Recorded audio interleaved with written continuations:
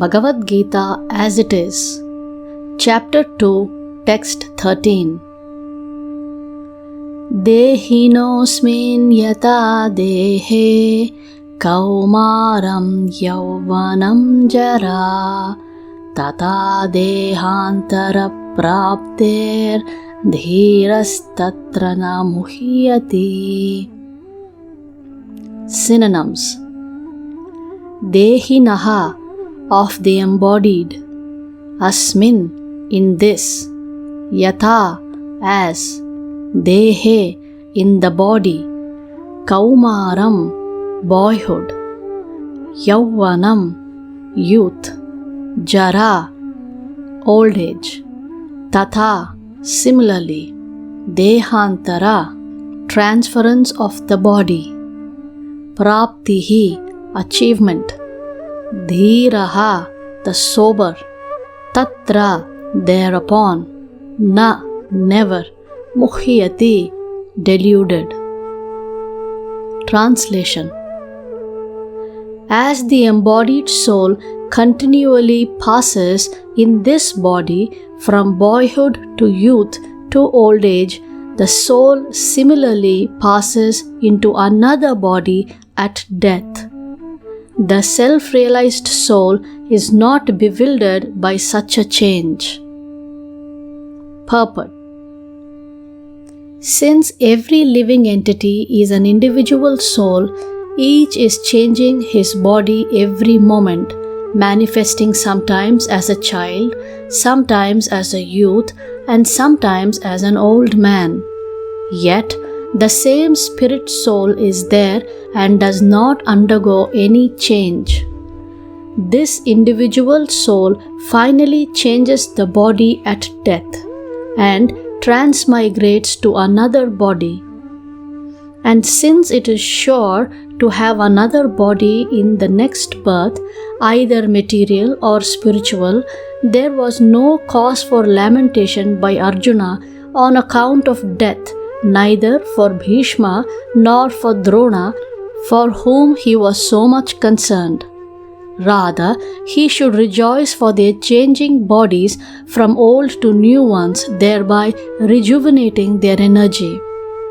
Such changes of body account for varieties of enjoyment or suffering according to one's work in life.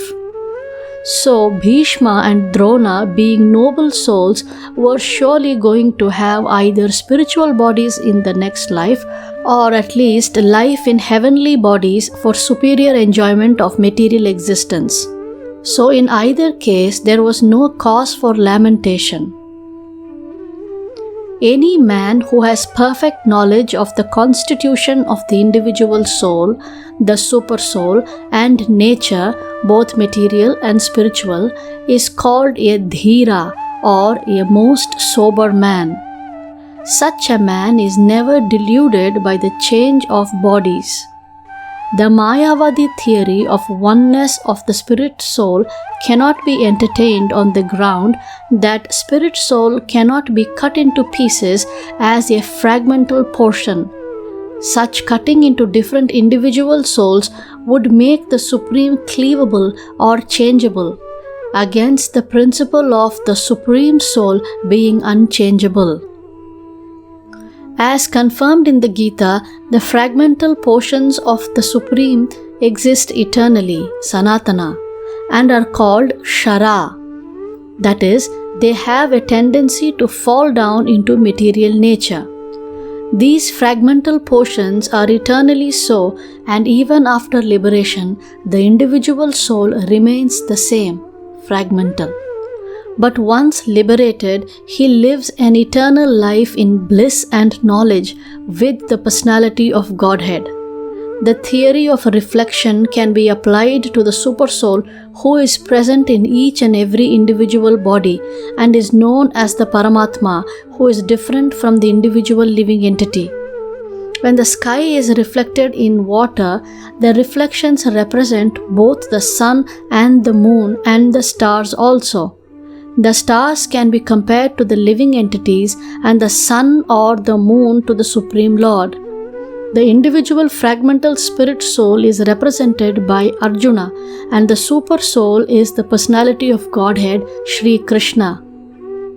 They are not on the same level, as it will be apparent in the beginning of the 4th chapter.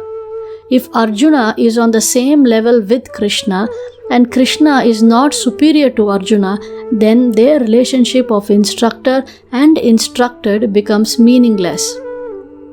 If both of them are deluded by the illusory energy, Maya, then there is no need of one being the instructor and the other the instructed. Such instruction would be useless because in the clutches of Maya, no one can be an authoritative instructor. Under the circumstances, it is admitted that Lord Krishna is the Supreme Lord, superior in position to the living entity Arjuna, who is a forgotten soul deluded by Maya. Text 14. Matra sparshastu kaunteya shitoshna sukha dukkadaha agamapayino nityas tam stitikshasva bharata. Synonyms: Matra, sensuous; Sparshaha, perception; Tu, only; Kaunteya, O son of Kunti; Shita, winter; Ushna, summer; Sukha, happiness; Dukkadaha, giving pain; Agama, appearing; Apayinaha, disappearing; Anityaha, non-permanent; Tan, all of them; Titikshasva, just try to tolerate; Bharata, O descendant of the Bharata dynasty. Translation: O son of Kunti, the non-permanent appearance of happiness and distress and their disappearance in due course are like the appearance and disappearance of winter and summer seasons. They arise from sense perception, O scion of Bharata, and one must learn to tolerate them without being disturbed. Purport: In the proper discharge of duty, one has to learn to tolerate non-permanent appearances and disappearances of happiness and distress. According to Vedic injunction, one has to take his bath early in the morning, even during the month of Magha, January to February. It is very cold at that time, but in spite of that, a man who abides by the religious principles does not hesitate to take his bath. Similarly, a woman does not hesitate to cook in the kitchen in the months of May and June, the hottest part of the summer season. One has to execute his duty in spite of climatic inconveniences. Similarly, to fight is the religious principle of the Kshatriyas. And although one has to fight with some friend or relative, one should not deviate from his prescribed duty. One has to follow the prescribed rules and regulations of religious principles in order to rise up to the platform of knowledge, because by knowledge and devotion only can one liberate himself from the clutches of Maya, illusion. The two different names of address given to Arjuna are also significant.